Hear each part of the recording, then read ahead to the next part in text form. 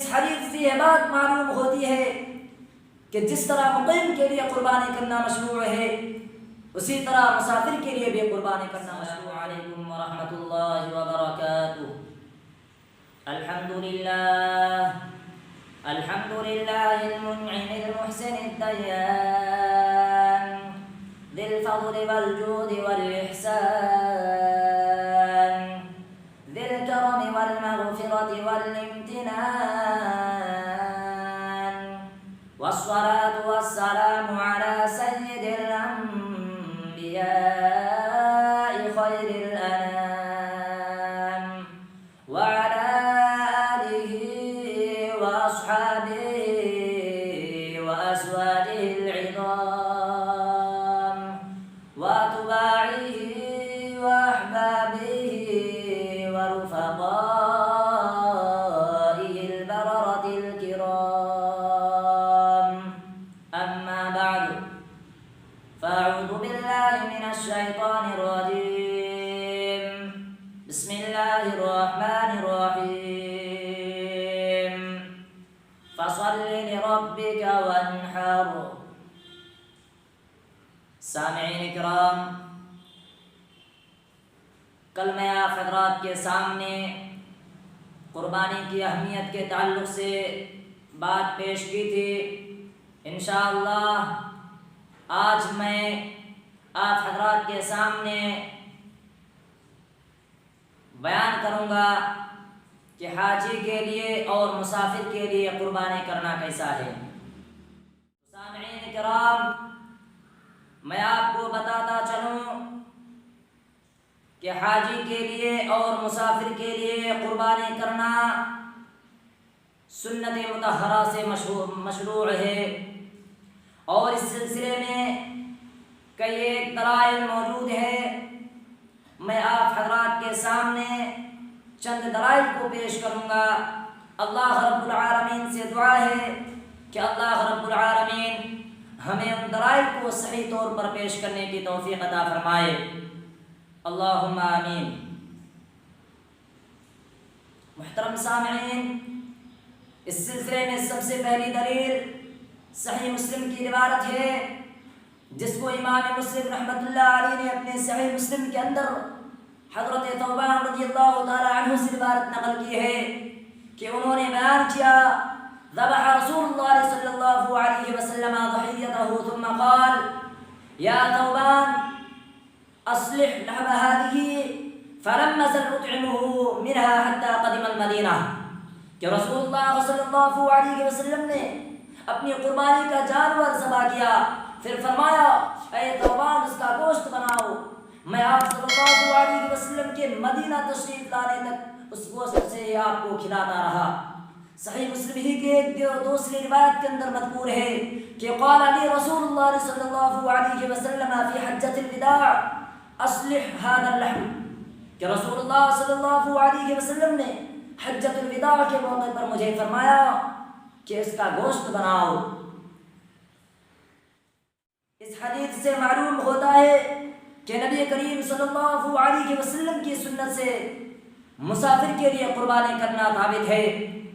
اور امام ابو داؤد رحمۃ اللہ علیہ نے اس حدیث پر یہ عنوان قائم کیا ہے کہ باب فی المسافر یضحی، یعنی مسافر کے لیے قربانی کرنے کے متعلق باب۔ اور امام نووی رحمۃ اللہ علیہ اس حدیث کی تشریح میں تحریر کرتے ہیں کہ اس حدیث سے یہ بات معلوم ہوتی ہے کہ جس طرح مقیم کے لیے قربانی کرنا مشروع ہے اسی طرح مسافر کے لیے بھی قربانی کرنا مشروع ہے۔ علاوہ ازیں اس حدیث سے یہ بات بھی معلوم ہوتی ہے کہ حاجی کے لیے عید الاضحیٰ کی قربانی پیش کرنا یہ نبی کریم صلی اللہ علیہ وسلم کی سنت ہے۔ سامعین اکرام، حج کرنے والے اور مسافر کے لیے قربانی کرنے کے تعلق سے دوسری دلیل صحیح بخاری کی روایت ہے، جس کو امام بخاری رحمۃ اللہ علیہ نے اپنی صحیح بخاری کے اندر حضرت عائشہ صدیقہ رضی اللہ تعالی عنہا سے روایت نقل کی ہے کہ انہوں نے بیان کیا، فلما كنا بمنى أتيت بلحم البقر فقلت ما هذا قالوا ضحى رسول اللہ صلی اللہ علیہ وسلم عن ازواجہ بالبقر، کہ بس ہم جب مینا میں تھے تو میرے پاس گائے کا گوشت لایا گیا، میں نے دریافت کیا یہ کیسا گوشت ہے، تو انہوں نے جواب دیا ہے کہ رسول اللہ صلی اللہ علیہ وسلم نے اپنی بیویوں کی طرف سے گائے کی قربانی پیش کی ہے۔ محترم سامعین، امام بخاری رحمۃ اللہ علیہ نے اس حدیث پر یہ عنوان قائم کیا ہے کہ باب الاضحیۃ للمسافر والنساء، یعنی مسافر اور عورت کے لیے قربانی کرنے کے متعلق باب۔ حافظ ابن حجر رحمۃ اللہ علیہ تحریر کرتے ہیں کہ اس حدیث سے یہ بات واضح ہوتی ہے کہ حضرت صلی اللہ علیہ وسلم کا گائے کو ذبح کرنا عید الاضحیٰ کی قربانیوں کے لیے تھا۔ محترم سامعین، حج کرنے والے اور مسافر کے لیے قربانی کرنے کے تعلق سے تیسری دلیل سنن ترمذی کی روایت ہے، جس کو امام ترمذی رحمۃ اللہ علیہ نے اپنی سنن ترمذی کے اندر حضرت ابن عباس رضی اللہ تعالی عنہما سے روایت نقل کی کہ انہوں نے کہا